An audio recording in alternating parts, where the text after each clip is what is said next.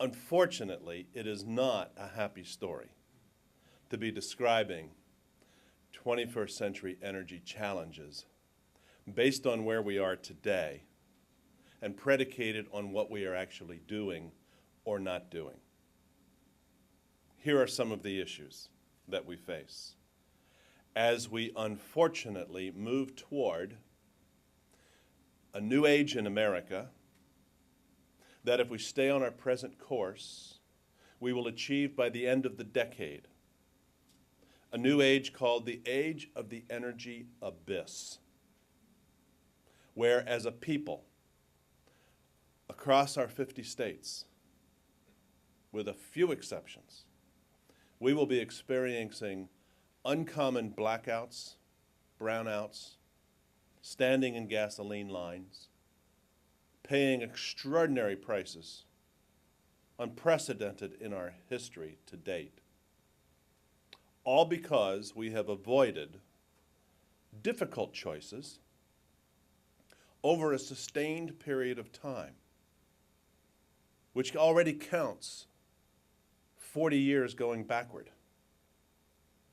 And the argument being that another 10 years of the current course that we were on will now be a 50-year journey to an energy abyss. Let's give praise where praise is due.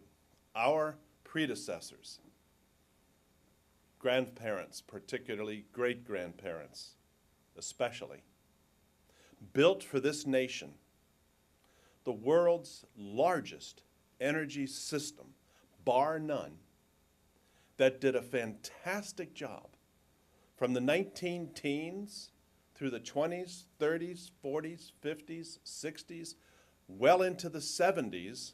We kept building this incredible energy infrastructure using best known technology, using domestic natural resources, using the genius of Thomas Edison and so many others who came together to build whether the electrical infrastructure or the oil and gas infrastructure, the nuclear infrastructure. We built an incredible machine all together which did several things. It helped this nation become the world's largest economy. Nobody argues that. We created a lifestyle that is the envy today, the envy of the world, particularly for those who live in have-not parts of the world. We've fought and won world wars for freedom because we had the surplus energy to make that possible. And we created a viable economy that fed itself. So let's give credit where credit is due. Nobody has yet replicated at the level of the United States of America an energy system as robust as what we built. Problem is, we stopped building on it in the 1970s because it reached a level of penetration, a level of sufficiency that we didn't think we needed more. And energy has consistently been affordable for all Americans because we always had more supply than we had demand.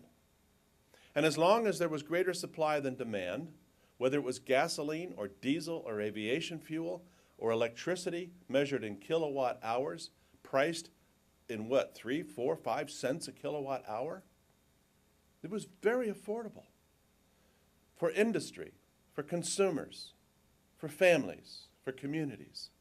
But that system built in the 20th century is now ranging from 80 to 90 years old to 40 to 50 years old, and it was never designed to last forever.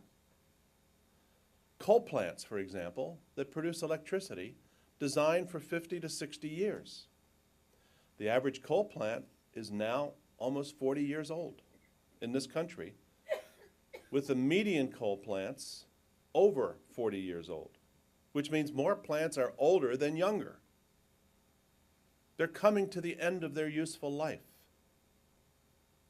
Nuclear plants built for a 40-year life.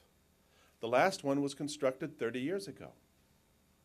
And unless we extend licenses beyond what was intended when they were first built, within 10 years, we're going to start shutting down nuclear plants by the dozens. We have 104 nuclear plants, all built about 40 years ago, 40 years ago. We've put 100 new coal plants on the shelf in the last 5 years. They won't be built. Not because we can't afford them, but because it's too difficult to license them and to permit them. So they're not going to be built. Over 100 plants. We have been building gas plants. That's what's largely been keeping our system robust to date. But that's also because we haven't been decommissioning coal plants or decommissioning nuclear plants. Were we to be decommissioning plants, as we will be within the decade, because of old age, we won't have enough gas plants to pick up the load.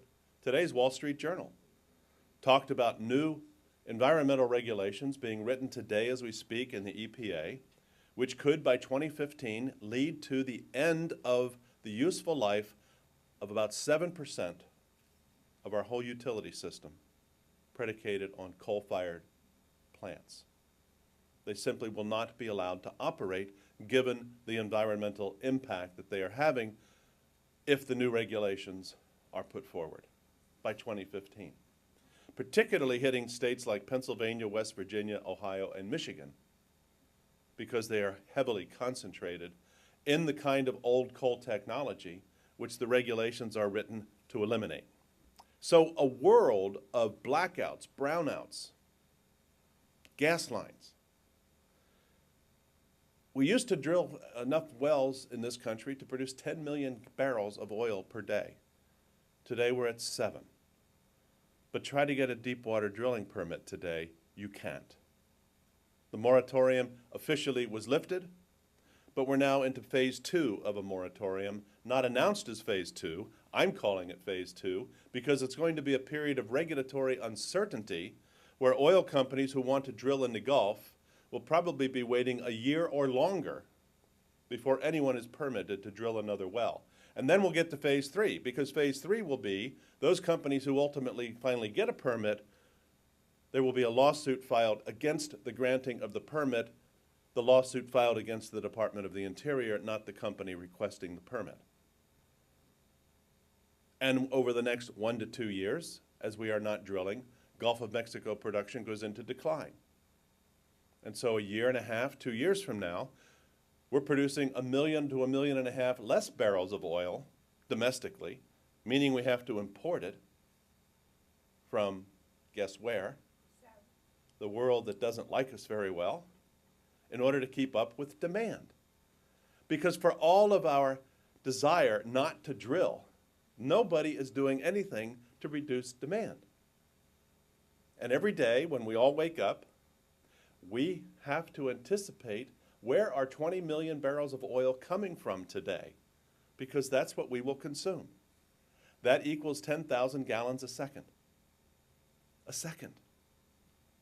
A swimming pool full of oil every second, of every minute, of every hour. Coal consumption, roughly 1,200 trainload cars of coal per hour, 1 every 3 seconds. Every minute, 20 coal cars. 20 coal cars times 60 minutes, 1,200 coal cars full of coal per hour. Natural gas, we're consuming about 60 billion cubic feet per day. Not million, billion cubic feet of natural gas per day, which if we stack those cubic feet on top of each other, hypothetically, we could go from here to the moon and back 25 times per day.